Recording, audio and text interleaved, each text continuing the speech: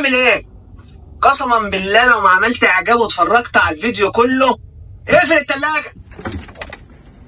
السلام عليكم مرة اخرى. دوت مش مسدس صوت، ده كشاف هيعدي الحدود. النهارده يا جماعه جايبين لكم الكشاف اللي هينور كيلوهات، اللي هينور في الصحراء، اللي هينور في التخييم. الناس اخواتنا اللي في الجيش كلها محتاجينه، الكشاف اللي بيدي كيلوهات وبيدي مسافات. النهارده خش عليا كده يا وحش.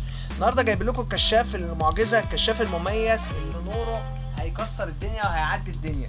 زي ما انتم شايفين قدام حضراتكم بيبين نسبه الشحن، وبيشحن بشحن موبايل، وفي باور بانك، وكمان في قاعده زي ما انتم شايفين كده. ممكن تسيبه في اي مكان، سهل وخفيف، سهل الشيل، تشتغلوا في اي مكان وتاخدوا معاك في اي مكان.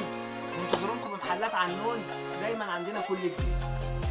يا جماعه جايب لكم الكشاف اللي بجد تحفه، حاجه كده اللي الناس كلها بتتكلم عليها والناس طالباها مننا من زمان، بنكرره مره تانية. الكشاف دوت كشاف المزارع، كشاف المسافات، كشاف الناس اخواتنا اللي في الجيش.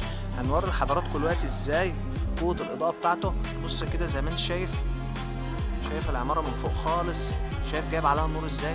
بص ده النور الواطي، ده اقل نور فيها. بص كده الاضاءة عاملة ازاي. بص كده انا طافي النور خالص اهوت. بص انا بنور النور. طبعا حاجة كده ولا في الاحلام، بيجيب مسافات، بيجيب كيلوهات، يعني مش هتقدر تستغنى عنه.